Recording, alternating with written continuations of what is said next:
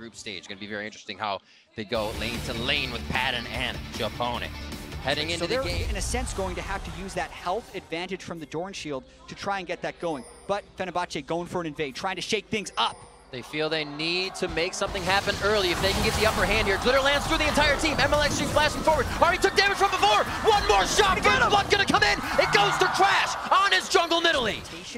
Pre-game to what's happening now, this bottom lane is performing way above the expectations. Looking at the CSDs in the group stage as they go for another game.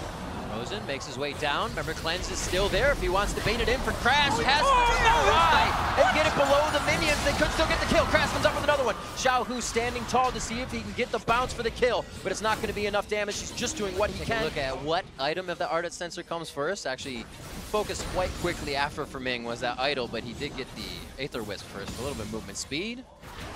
But he gets that shield power back in. Ming coming through. Remember, there's a flash and the cleanse now for Frozen, but he is going down fast.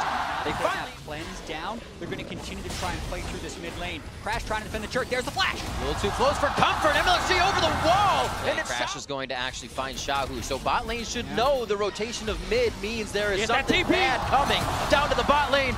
1907 Fenerbahce may not be able to make it out in time. A flash from Japone. He says Wild goes forward to help the team disengage, and he does just that. Beautiful in by Thraldrin. He is in the middle of the fight, but is it too far forward? As Letme's trying to get a bite out of Crime. Gets it with the Vorpal spikes to finish the kill. And now they're going to try to pick up a few more. Finally getting something out of that. RNG could open up the game. Off a bunch of stuff. Moving from top turret to Baron to really change the state of the game. They're going to use it to try and kill Frozen. Flash and flash. There is the realm warp. They use it. Frozen goes down, and Uzi gets on the board with a kill. Oh, Japone gonna get chomped down here. Wild growth is there. Pretty like low. He's gonna use it to stuff himself up. Oh, the shot coming in.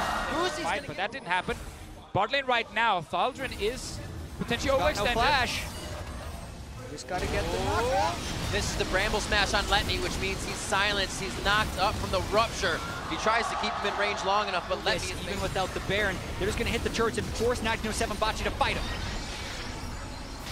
And if they don't fight him, the Nexus is gonna die. Letme tanking, but not for long. The turrets fall even faster. Crash goes down. A few shots from Uzi. Uzi satellite. Scat of the week goes down right at the end by Frozen. They may have to back up. Nature's Grabs come through. A few hugs here for RNG, and they should be able to drop Letme. He may even say, I'm going down for the team. But wait, they stay. MLXG on the side. Xiaohu on the right, trying to spit in the damage from the machine gun mage, and they are able to tear down 1907 Fenerbahce, where they stand in their base. A 13-3 scoreline, and the Nexus for RNG as they start off their 2017 Worlds run with a victory. To their average game time throughout the LPL team, this team took gold runes on the Janna. They played for late. They even got first blooded by a surprise. In the LPL specifically, so them taking a scaling draft was not a huge issue for them. They knew, don't play around Uzi early game, let him just farm, camp the mid lane instead from him.